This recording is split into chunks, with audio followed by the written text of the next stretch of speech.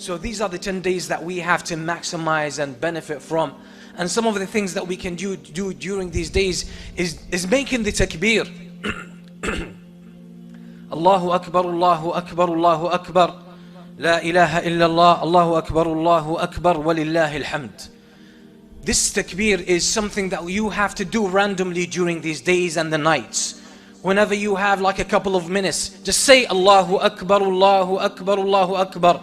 La ilaha illallah, Allahu Akbar, Allahu Akbar, walillahi alhamd. And feel these words.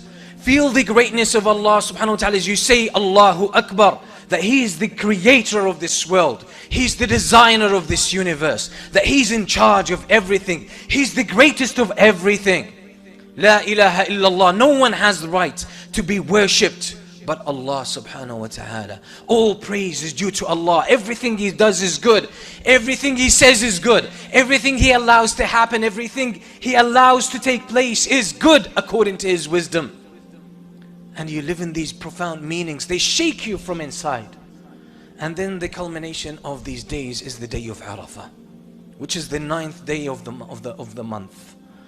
And there is an authentic narration from the Prophet sallallahu alaihi wasallam, where the Prophet sallallahu alaihi wasallam said, "Inna Allah azza wa jal قد أخذ من ظهر آدم ذريته في يوم عرفة فنثرهم كالذر ثم قال لهم ألست بربكم قالوا بلى."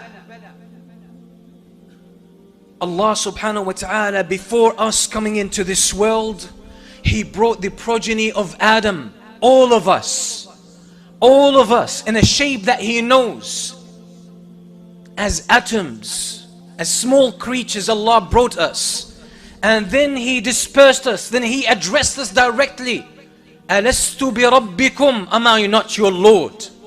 Am I not your creator? Am I not your designer? The one who deserves your worship and devotion? Am I not the one who's complete in His names and attributes? And we all said, yes, indeed, we testify. We all said that, whether you remember it now or not. And this incident is mentioned in the Quran, but this hadith clarifies that it happened on the day of Arafah. And this makes you aware of the beauty and the profoundness of this day. When the day of Arafah comes, the 9th day of the Hijjah, you shouldn't miss out on this day. It's such a profound day in our history. It's on the day of Arafah that Allah spoke to us before coming in this world, and we confirmed that we testified that Allah is the Lord and the designer and the creator of this universe, and He's the one who deserves our worship. And that's why the day of Arafah is so profound. It's so profound, and those who know how to use it, they know the special feeling they have on the day of Arafah.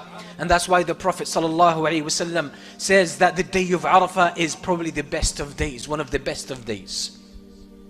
The Messenger ﷺ says in the hadith, خَيْرُ الدُّعَاءِ دُعَاءُ يَوْمِ عَرَفَةِ. Among the best dua you can make is the dua on the day of Arafah. So don't miss out on that.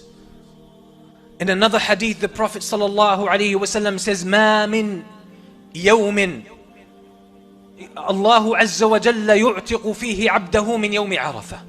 There is no day where Allah, أو كما قال عليه الصلاة والسلام, there is no day where Allah subhanahu wa ta'ala is most likely to forgive a person and free him from the hellfire like the day of Arafah.